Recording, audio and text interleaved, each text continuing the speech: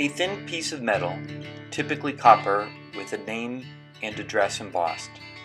Not found just once, but found often and usually in streams. These are my stories from the signal. I found a thin strip of copper with a name and address stamped on the surface, much like this one here.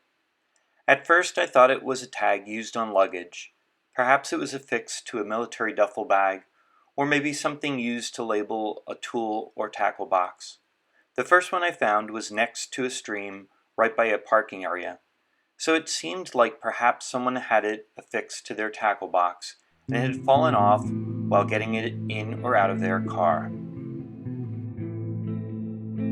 As usual, I clean and inspect items when I get home and lay them on a towel to dry, and I usually go back and re-inspect. Often laid out too long for my wife's liking. A friend saw my finds laying out and immediately identified it as a trap tag.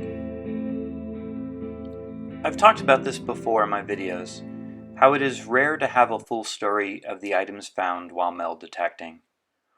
What is it? Who owned it? Why did they lose it? Where was it made? And what journeys did it take before it was lost? It is very rare that you know who owned the item with most finds.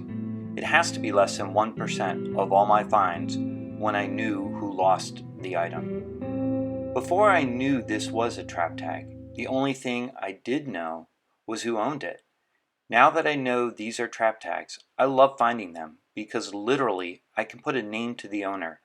I know what it was used for and how it was lost. Quite simply, it detached from the trap. I am far from an expert on animal trapping, but here is what I know. I find evidence of traps when detecting in streams. There are cinder blocks, sometimes with a cord or rope still affixed. I have found window weights and just large pieces of metal. When a trap is used in a stream, it better targets animals sought after for their fur. It disguises human scents, and when done properly brings death to the animal through drowning, thus the need for a heavy weight. I have found traps, but have never brought any back home with me.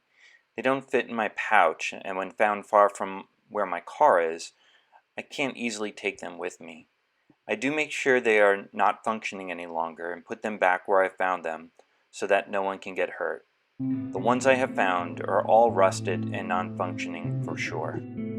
Here is an item I found a while ago, and it wasn't until I saw a video where someone found a trap with the attached chain and stake that I determined this is used on land for trapping. So here are some examples of the trap tags that I have found. I typically look up the person's name and address and see if I can make a connection of some kind. When a full address is on the tag, I can of course find their house. More than often, I find an obituary and sometimes a photo.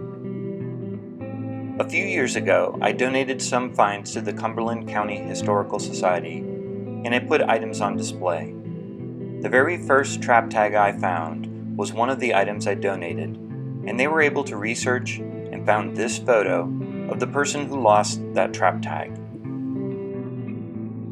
Certainly the idea of killing an animal for its fur is controversial, especially in our world today where we have means to create clothing that doesn't require the killing of an animal.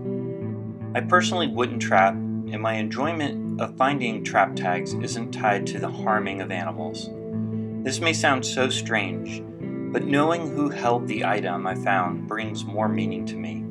When I find a button, I imagine a person's hands instinctively, without thought, buttoning or unbuttoning their garment so many times that threads holding that button in place give out. But I never have a face for this image. I never know the actual hands that touch the button. When I find a trap tag, I usually find some information about the person. I can find an image of their house. I often find an obituary, and I usually find an image to go with the name.